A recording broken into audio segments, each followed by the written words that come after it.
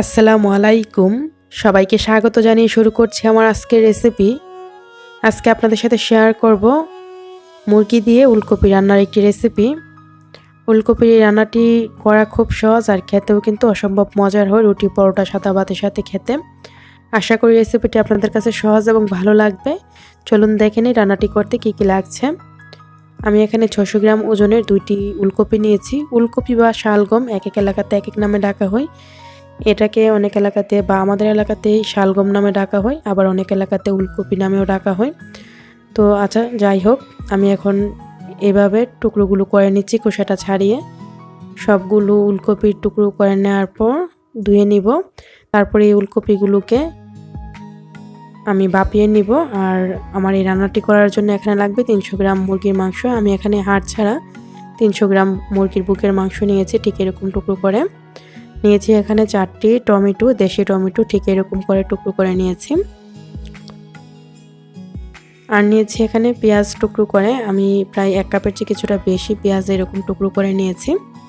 তারপর আমি ফুলকপিগুলোকে এরকম ডুবো পানি দিয়ে চুলায় ফুল আঁচে বসিয়ে দিয়েছি। আর যখন টিকে এরকম টকবগিয়ে পানিটা ফুটে এসেছে, তখন আমি একটা ছাঁকনিতে ছেঁকে নিয়েছি। তারপর মূল রান্নায় চলে এসেছি আর চুলায় একটা প্যান বসিয়ে দিয়েছি।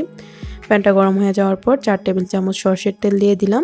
তেলটা গরম হয়ে যাওয়ার পর 4টি এলাচ, 2 টুকরো দারচিনি, 2টি তেজপাতা দিয়ে দিলাম। আর দিয়ে দিচ্ছি পেঁয়াজগুলো। চুলার আঁচটা ফুল আঁচে রেখে পেঁয়াজগুলোকে ভেজে নিচ্ছি। পেঁয়াজগুলোকে আমি হালকা ব্রাউন কালার করে ভেজে নিব। তারপর আমি এখানে মুরগির মাংসের টুকরোগুলো দিয়ে দিলাম। মুরগির মাংসের টুকরোগুলোকে প্রায় 2 মিনিটের মতো ভেজে নিচ্ছি। পেঁয়াজ এবং মুরগির মাংসের টুকরোগুলো 2 মিনিটের মতো ভেজে নেওয়ার পর এখানে দিয়ে দিচ্ছি 1 টেবিল চামচ আদা রসুন বাটা। দিয়ে দিচ্ছি এখানে পরিমাণ মতো লবণ। তারপর আমি এই আদা রসুন বাটার যে কাঁচা গন্ধটা সেটা দূর হয়ে যাওয়া পর্যন্ত কিছুক্ষণ ভেজে নিয়েছি। তারপর দিয়ে দিচ্ছি এখানে ধনিয়া গুঁড়া 2 চা চামচ, মরিচ গুঁড়া 2 চা চামচ, হলুদ গুঁড়া 1.5 চা চামচ, জিরা গুঁড়া দিয়ে দিচ্ছি এখানে 1.5 চা চামচ। সবগুলো মশলাকে একসাথে নেড়েচেড়ে আমি এখানে মিশিয়ে নিয়েছি। তারপর এখানে দিয়ে দিলাম শালগমগুলো, হাফ সিদ্ধ করে রাখা ছিল, তো আমি একটা ছাঁকনিতে ছেঁকে রেখেছিলাম শালগম বা ওলকপি। আচ্ছা, যাই হোক, তো ওলকপিগুলো দেওয়ার পর নেড়েচেড়ে আমি প্রায় 5 মিনিট কষিয়ে নিব। 5 মিনিট কষিয়ে নেওয়ার পর এখানে আমি 2 কাপের মতো পানি দিয়ে দিলাম। তো ওলকপি সিদ্ধ হতে একটু সময় বেশি লাগে, তাই পানির পরিমাণটা বাড়িয়ে দিলাম। এখন আমি চুলার আঁচটা ফুল আঁচে রেখে ঢাকনা দিয়ে ঢেকে রেখে দিচ্ছি ফুটে আসা পর্যন্ত। কিছুক্ষণ পর এই যে দেখুন ফুটে এসেছে। তো আমি চুলার আঁচটা এখন মিডিয়াম আঁচে করে দিব। আর এখানে আমি যে টমেটোগুলো টুকরো করে রেখেছিলাম টমেটোগুলো দিয়ে দিলাম। দিয়ে দিচ্ছি এখানে কিছু কাঁচামরিচ ফালি করে। ঝালটা আপনাদের পছন্দ মতো দিবেন, চাইলে আস্ত কাঁচামরিচটাও দিতে পারেন যদি ঝাল কম পছন্দ করেন। তো আমি এভাবে মাঝে মধ্যে কিন্তু নেড়ে দিচ্ছি। আর লবণটা একটু কম হয়েছে, আমি একটু চেক করে নিয়েছিলাম, তাই কিছুটা লবণ এখানে অ্যাড করে দিলাম। তারপর ঢাকনা দিয়ে ঢেকে রেখে দিচ্ছি 5 মিনিটের মতো।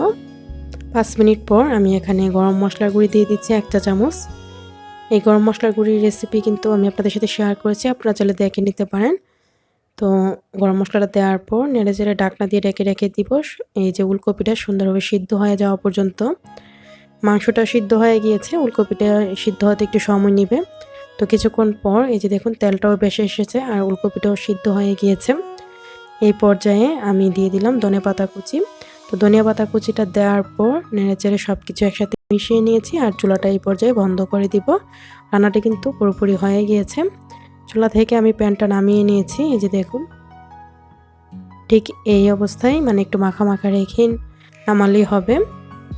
তারপর আমি একটা সার্ভিং ডিশে বেড়ে নিচ্ছি। আর নিশ্চয়ই দেখেই বুঝতে পারছেন কালারটা দেখতে যত সুন্দর হয়েছে, এটা খেতেও কিন্তু অনেক বেশি মজার হয়েছে। আপনারা চাইলে মাংসের পরিমাণ আরও বাড়িয়েও দিতে পারেন। তো এইভাবে আপনারা অবশ্যই একবার হলো রান্নাটি করে দেখবেন, আশা করি আপনাদের কাছে অবশ্যই ভালো লাগবে। এই ওলকপির আর মুরগি দিয়ে ওলকপি রান্নাটি কিন্তু আপনারা সাদা ভাত কিংবা রুটি পরোটার সাথে খেতে পারেন, অনেক বেশি মজার হয়। রেসিপিটি যদি ভালো লাগে লাইক, কমেন্ট, শেয়ার দিয়ে সাথেই থাকবেন। রেসিপিটি দেখার জন্য আপনাদের সবাইকে অসংখ্য ধন্যবাদ। সবাই ভালো থাকবেন, আমার জন্য দোয়া করবেন। আল্লাহ হাফেজ।